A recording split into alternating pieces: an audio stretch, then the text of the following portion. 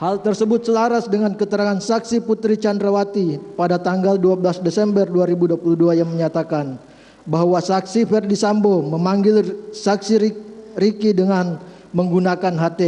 Pada saat itu saksi tidak mengetahui di mana posisi terdakwa Kuat Ma'ruf. Bahwa hal ini juga sejalan dengan keterangan terdakwa pada tanggal 9 Januari 2022 yang menyatakan bahwa pada saat di lantai 3 rumah saguling, terdakwa tidak melihat saksi Ferdi Sambo. Terdakwa juga tidak mendengar ada suara saksi Ferdi Sambo. Dengan demikian, terdakwa tidak mengetahui adanya pertemuan maupun pembicaraan antara saksi Ricky, saksi Richard dengan saksi Ferdi Sambo di lantai 3 rumah saguling. 7. Terdakwa hanya satu kali berkomunikasi dengan saksi Ferdi Sambo di rumah Duren 3 nomor 46. Bahwa asumsi penuntut umum dalam tuntutannya halaman 414 angka 34 menyimpulkan terdakwa telah berkomunikasi dengan saksi Ferdi Sambo membahas mengenai peran terdakwa untuk menutup pintu rumah bagian depan dan pintu balkon lantai 2 rumah Duren 3 nomor 46.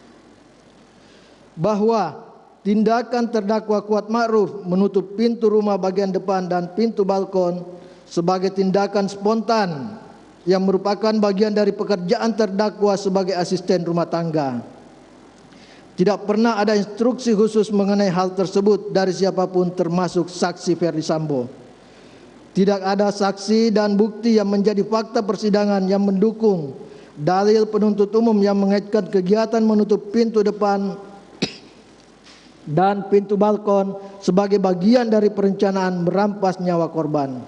Bahwa sesungguhnya yang terungkap di persidangan dan menjadi fakta dalam perkara akuo, terdakwa hanya satu kali berkomunikasi dengan saksi Ferdi Sambo, yaitu pada saat di rumah Duren 3, hal mana saksi Ferdi Sambo merintahkan terdakwa untuk memanggil korban dan saksi Ricky ke dalam rumah Duren 3 sesuai dengan keterangan saksi Ferdi Sambo dan terdakwa di persidangan.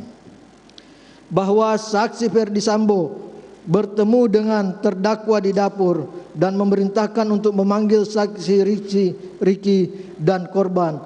Kemudian saksi masuk ke dalam rumah bersama korban dan saksi Ricky Rizal Wibowo yang berada di belakang.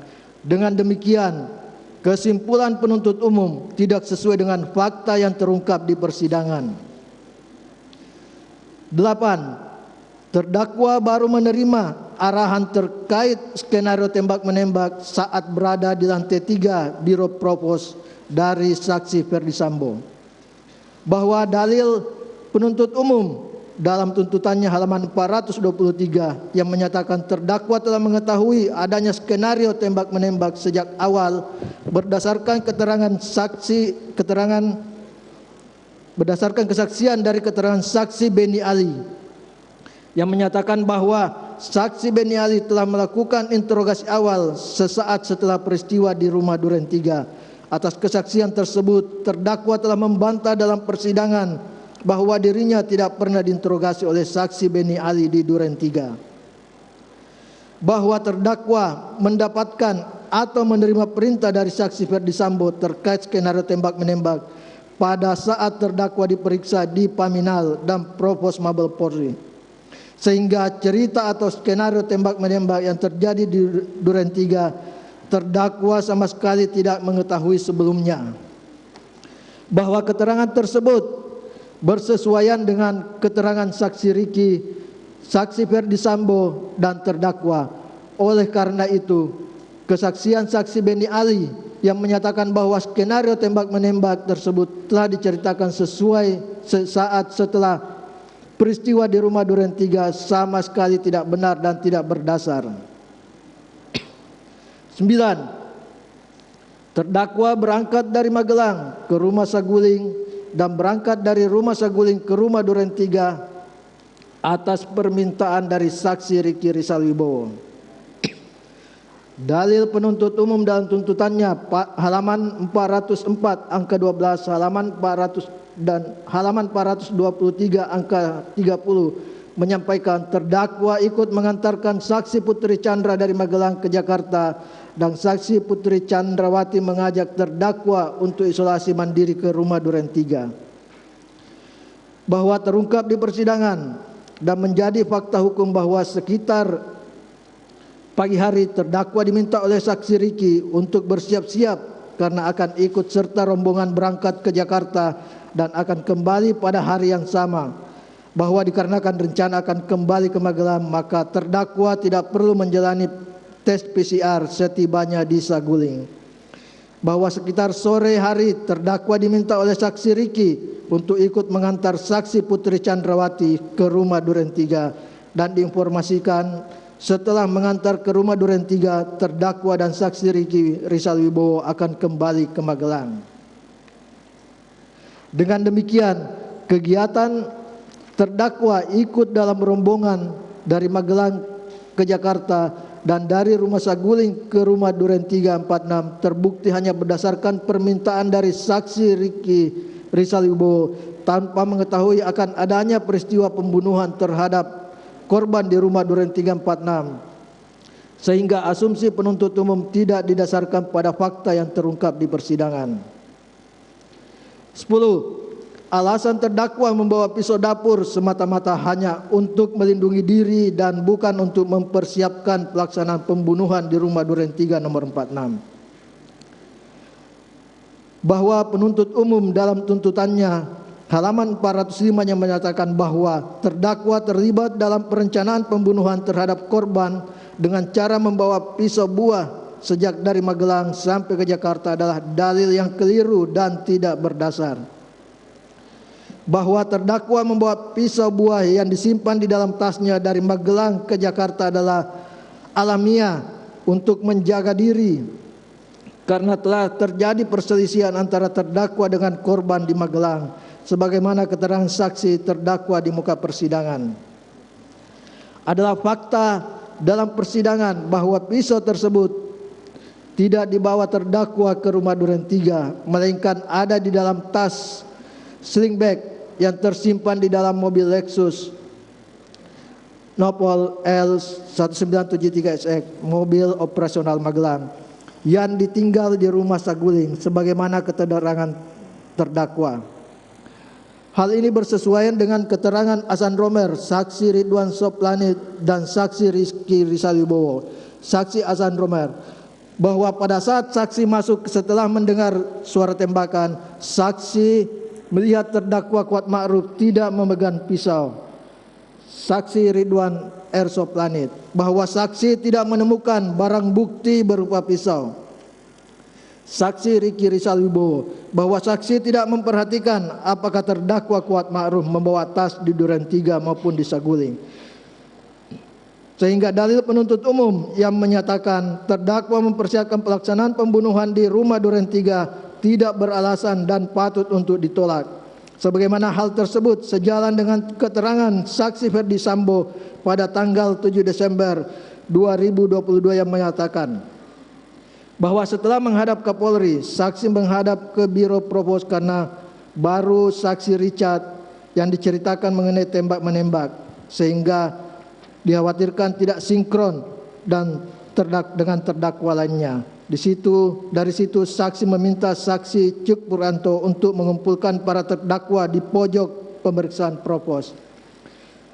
Bahwa terdakwa menyatakan bahwa saya baru cerita di Magelang, kemudian saksi menyatakan ya sudah sampaikan saja. Mendengarkan teriakan ibu melihat Richard turun dan kamu tiarap. Kemudian saksi Rizal Wibowo menerangkan bahwa saya masuk ke rumah duren 3. Kemudian saksi menyatakan perkuat keterangan Richard bahwa Nofriansyah Yosua menembak Richard.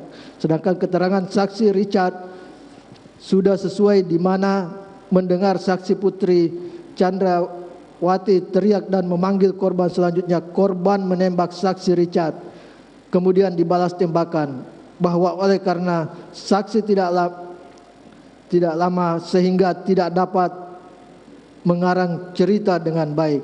Dengan demikian penuntut umum telah keliru mengaitkan perbuatan terdakwa membawa pisau merupakan bagian dari pelaksanaan pembunuhan korban di rumah duren 3. 11. terdakwa tidak pernah dijanjikan sesuatu oleh saksi Ferdi Sambo sebelum terjadinya tindak pidana. Bahwa terkait dengan adanya pemberian sejumlah uang dari saksi Ferdi Sambo kepada terdakwa, maka hal ini dibantah oleh terdakwa dengan menyatakan di depan persidangan bahwa dia sama sekali tidak pernah terima uang dari saksi Ferdi Sambo. Bahwa hal tersebut sejalan dengan keterangan saksi Ferdi Sambo yang menyatakan bahwa pada tanggal 10 Juli 2022 di sore atau malam harinya di ruang kerja Rumah Saguling, saksi bertemu dengan para terdakwa dan disampaikan kepada para terdakwa mengenai hasil keterangan yang sudah ada, meminta untuk dipertahankan saja. Kemudian saksi menyampaikan bahwa apa yang disampaikan oleh para terdakwa sesuai dengan harapan. Kemudian saksi menyatakan kepada para terdakwa akan membiayai keluarganya. Adapun penyampaian saksi Ferdi Sambo tentang pemberian uang terjadi setelah peristiwa di rumah Duren 3. Terdakwa anggap sebagai candaan saja karena saat itu kondisi terdakwa masih stres atas peristiwa di rumah Duren 3. Terdakwa pun tidak melihat isi dan amplop yang diperlihatkan oleh saksi Ferdi Sambo, sehingga terdakwa sama sekali tidak pernah menerima uang yang dimaksud saksi Ferdi Sambo yang katanya berjumlah 500 juta berdasarkan penjelasan dari saksi Ferdi Sambo.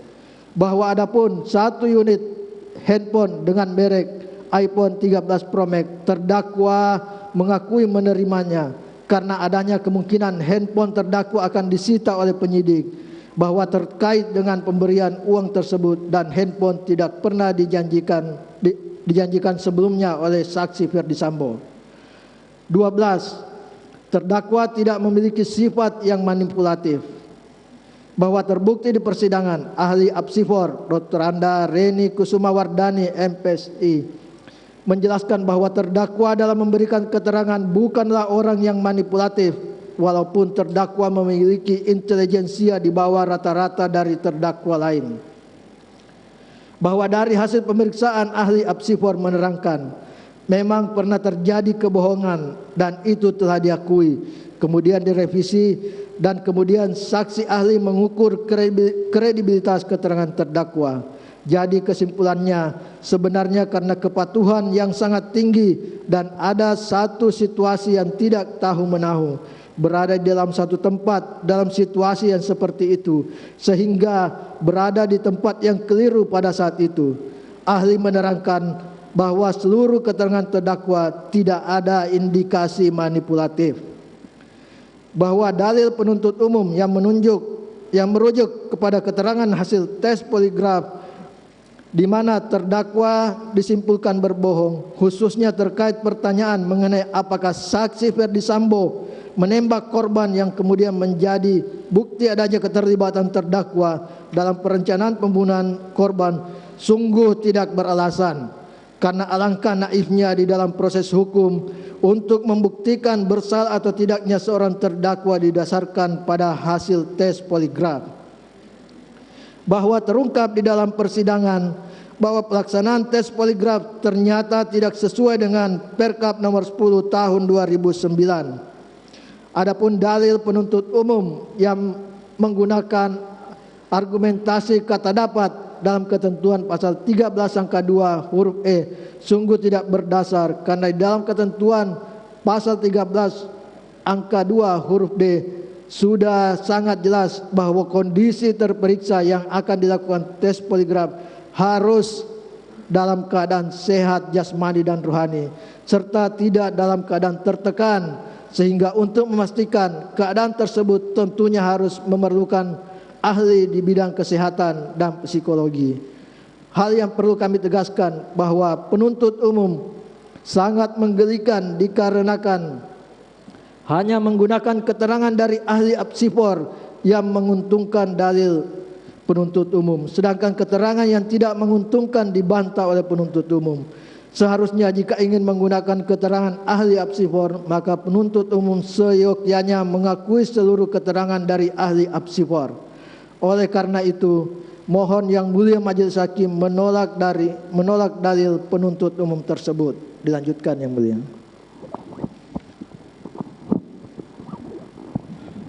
Dilanjutkan yang mulia. Romawi 4, analisa yuridis uraian unsur pasal. Majelis Hakim yang mulia, saudara penuntut umum, saudara terdakwa dan sidang pengadilan yang kami hormati, bahwa harus dibuktikan apakah benar telah terjadi suatu tindak pidana dan apakah terdakwa yang melakukannya atau turut serta bersama-sama melakukannya. Sebagaimana diketahui bahwa seseorang dapat dipersalahkan dan dianggap terbukti melakukan perbuatan pidana manakala memenuhi semua unsur-unsur terhadap pasal yang didakwakan kepadanya. Sehingga apabila salah satu unsur tidak terbukti, maka terdakwa harus dibebaskan dari segala tuntutan hukum. Kemudian, pada perkara ini pula telah diajukan saksi-saksi, ahli dan alat-alat bukti lainnya yang kesemuanya telah selesai diperiksa, dan untuk selanjutnya melalui pembelaan ini kami tim penasihat hukum terdakwa Kuat Ma'ruf akan memberikan analisis yuridis dari unsur-unsur yang terkandung dalam pasal-pasal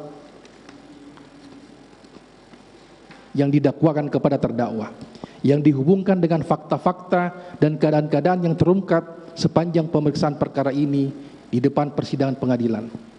Bahwa dalam perkara ini, terdakwa Kuat Ma'ruf dihadapkan di persidangan dengan dakwaan dan tuntutan saudara jaksa penuntut umum yang disusun secara subsidiaritas, yaitu dakwaan primer pasal 340 junto pasal 55 ayat 1 ke 1 KUHP, dakwaan subsidiar pasal 338 junto pasal 55 ayat 1 ke 1 KUHP, dakwaan primer pasal 340 junto pasal 55 ayat 1 ke 1 KUHP yang unsur-unsurnya sebagai berikut.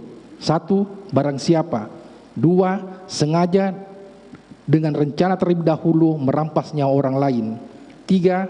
Mereka yang melakukan, yang menyuruh melakukan, dan yang turut serta melakukan. 1. Unsur barang siapa. Bahwa unsur barang siapa dalam hal ini pengertiannya adalah setiap orang yang menjadi subjek hukum atau pelaku dari tindak pidana yang didakwakan oleh penuntut umum untuk dibuktikan kebenarannya dan tidak sedang terganggu jiwa atau ingatannya. Dalam perkara ini yang dimaksud dengan barang siapa adalah terdakwa Kuat Ma'ruf yang identitasnya telah disebutkan dalam surat dakwaan. 2. Unsur sengaja. Unsur sengaja dengan rencana terlebih dahulu merampas nyawa orang lain. Bahwa dalam hukum positif Indonesia tidak satupun memberikan definisi tentang kesengajaan. Tentang definisi kesengajaan dapat dijumpai dalam Witboek van Strafrecht tahun 1809, yaitu kesengajaan adalah kehendak untuk melakukan atau tidak melakukan perbuatan-perbuatan yang dilarang atau diharuskan oleh undang-undang. Sedangkan menurut Memori van Toelichting, unsur kesengajaan meliputi willen and wetens atau menghendaki, mengetahui, dan menginsafi. Sehingga yang dimaksud dengan sengaja adalah menghendaki, mengetahui, menginsyafi terjadinya suatu tindakan beserta akibatnya. Dalam doktrin hukum pidana dikenal 3 bentuk kesengajaan, yaitu sengaja sebagai maksud atau tujuan, 2 sengaja sebagai kepastian, 3 sengaja sebagai kemungkinan. Bahwa yang dimaksud dengan rencana terlebih dahulu adalah antara timbulnya maksud dengan pelaksanaannya itu ada waktu bagi pelaku untuk dengan tenang memikirkan, misalnya dengan cara bagaimanakah pembunuhan tersebut akan dilakukan. Terungkap di persidangan bahwa terdakwa adalah seorang warga sipil yang berprofesi sebagai sopir dan asisten rumah tangga keluarga saksi Ferdi Sambo sejak tahun 2008, yang tidak memiliki senjata api atau memiliki akses kepada senjata api berikut amunisinya. Terungkap di persidangan bahwa selama pandemi COVID-19, terdakwa diistirahatkan oleh keluarga saksi Ferdi Sambo dan baru kembali bekerja sekitar bulan Juli tahun 2022 untuk menjaga dan mengurusi keperluan putra saksi Ferdi Sambo yang bersekolah di Taruna Nusantara Magelang bersama-sama dengan saksi Ricky Rizal. Terungkap di persidangan bahwa pada hari Kamis tanggal 7 Juli tahun 2022, terdakwa mendapati dan memergoki korban mengendap-endap turun dari lantai 2 di perumahan Cempaka Residen Blok C3, Jalan Cempaka, Kelurahan Banyuurip, Kabupaten Magelang. Lalu kemudian terdakwa menegur korban sambil berteriak, "Woi!" Akan tetapi korban malah lari keluar rumah sehingga dikejar oleh terdakwa. Terungkap di persidangan bahwa atas peristiwa mendapati dan memergoki korban mengendap-endap turun dari lantai 2 tersebut sehingga membuat terdakwa khawatir, tetapi korban tidak menerima teguran terdakwa sehingga berinisiatif untuk mengambil pisau dapur sebagai alat pembelaan diri jika sewaktu-waktu ada serangan dari korban. Terungkap di persidangan bahwa pada hari Jumat pagi tanggal 8 Juli tahun 2022, saksi Ricky Rizal menyampaikan kepada terdakwa agar bersiap-siap untuk ikut ke Jakarta mengantar saksi Putri Chandrawati, di mana sebelumnya saksi Ricky Rizal telah menyiapkan kendaraan masing-masing mobil Lexus LM nomor polisi B1 MAH. Bahwa terungkap di persidangan, rombongan saksi Putri Chandrawati, satu mobil dengan saksi Susi dan saksi Richard Eliezer, menggunakan mobil Lexus LM nomor polisi B1 MH yang disopiri oleh terdakwa, sedangkan mobil Lexus Nopol L1973 ZX dikemudikan oleh saksi Ricky Rizal. Terungkap di persidangan bahwa selama perjalanan dari Magelang tidak ada komunikasi di antara mereka berempat. Bahkan pada saat singgah istirahat di rest area Cikampek, di mana terdakwa bergantian dengan saksi Richard Eliezer mengemudikan mobil. Terungkap di persidangan bahwa sama sekali tidak ada komunikasi selama perjalanan dari Magelang ke Jakarta antara terdakwa dengan saksi Ferdi Sambo, juga kepada saksi Richard Eliezer maupun saksi Putri Chandrawati dan saksi Susi. Terungkap di persidangan bahwa terdakwa, saksi Putri Chandrawati, saksi Richard Eliezer, saksi Susi, saksi Ricky Rizal dan korban kemudian sampai di rumah Saguling sekitar sore hari pukul 15 waktu Indonesia bagian Barat. Lalu dilanjutkan dengan melakukan swab PCR oleh saksi Putri Chandrawati, saksi Richard Eliezer, saksi Susi dan korban. Sedangkan terdakwa dan saksi Ricky Rizal tidak melakukan swab PCR karena akan segera kembali ke Magelang dan tidak pernah ada perintah dari saksi Ferdi Sambo untuk mendampingi saksi Putri Chandrawati, saksi Richard Eliezer dan korban ke rumah Duren 3. Terungkap di persidangan bahwa setelah melakukan swab PCR, selanjutnya saksi Putri Chandrawati naik ke lantai 3 menggunakan lift bersama dengan terdakwa dan tidak lama kemudian terdakwa turun menggunakan tangga. Terungkap di persidangan bahwa saksi Putri Chandrawati turun ke lantai 1 dan meminta kepada saksi Ricky Rizal untuk diantarkan isolasi di rumah Duren 3 sambil menunggu hasil swab keluar. Kemudian saksi Ricky Rizal mengajak terdakwa untuk mengantar saksi Putri Chandrawati ke rumah Duren 3 untuk isolasi. Terungkap di persidangan bahwa sebelum terdakwa masuk ke dalam mobil Lexus LM nomor Pol B1 MH, ternyata telah terlebih dahulu saksi Richard Eliezer ada di dalam mobil duduk pada bangku paling belakang. Kemudian terdakwa masuk dan duduk di bangku belakang di samping saksi Richard Eliezer. Selanjutnya disusul oleh saksi Putri Chandrawati, kemudian berikutnya korban yang duduk di bangku paling depan di samping saksi Ricky Rizal yang mengemudikan mobil. Terungkap di persidangan bahwa tidak begitu lama mereka sampai di rumah Jalan Duren 3. Pada saat itu turun terlebih dahulu, disusul oleh saksi Putri Chandrawati, saksi Ricky Rizal, lalu terdakwa kemudian membawa tas milik saksi Putri Chandrawati masuk ke dalam rumah. Terungkap di persidangan bahwa tidak lama kemudian saksi Ferdi Sambo tiba di rumah Duren 3 dan ketika masuk ke dalam rumah berpapasan dengan terdakwa di dapur. Kemudian saksi Ferdi Sambo bertanya kepada terdakwa, "Mana Joshua dan Ricky? Panggil." Terungkap di persidangan bahwa terdakwa kemudian memanggil korban dan saksi Ricky Rizal dan selanjutnya mereka berdua masuk disusul oleh terdakwa. Terungkap di persidangan bahwa pada saat korban, saksi Ricky Rizal dan terdakwa masuk ke dalam rumah, di sana telah terlebih dahulu ada saksi Richard Eliezer. Lalu tidak berapa lama, saksi Ferdi Sambo mengatakan kepada korban, "Tega sekali kamu, kurang ajar kamu." Kemudian korban berkata, "Ada apa ini?" Sejurus kemudian, saksi Ferdi Sambo berkata, "Hajar Cat," yang kemudian diikuti dengan penembakan yang dilakukan oleh saksi Richard Eliezer sebanyak 4 kali ke arah tubuh korban dengan cara melangkah maju mendekat. Kejadian tersebut sangat cepat dan tiba-tiba membuat terdakwa terkejut sambil memegang kompor di dapur. Berdasarkan fakta-fakta persidangan yang telah terungkap selama pemeriksaan persidangan akuo dan dikaitkan dengan alat bukti lain, apakah telah memenuhi unsur dengan sengaja dan dengan rencana terlebih dahulu merampas nyawa orang lain? Bahwa unsur yang harus dibuktikan adalah unsur dengan sengaja. Bahwa unsur dengan sengaja yang dimaksud dalam pasal 340 KUHP adalah bentuk kesengajaan yang dilakukan dengan direncanakan terlebih dahulu. Oleh karena itu, kesengajaan dalam pasal ini masuk dalam kesengajaan sebagai niat. Sebagaimana telah diuraikan sebelumnya, bahwa definisi kesengajaan dapat dijumpai pula dalam Wetboek van Strafrecht tahun 1809, yaitu kesengajaan adalah kehendak untuk melakukan atau tidak melakukan perbuatan-perbuatan yang dilarang atau diharuskan oleh undang-undang. Sehingga unsur dengan sengaja menurut Wetboek van Strafrecht yang dikaitkan dengan pasal 340, yakni bahwa kehendak dari sepelaku tersebut harus direncanakan terlebih dahulu. Sehingga dari pengertian tersebut di atas dapat disimpulkan bahwa kematian korban memang dikehendaki sebagai niat untuk melakukan tujuan dimaksud.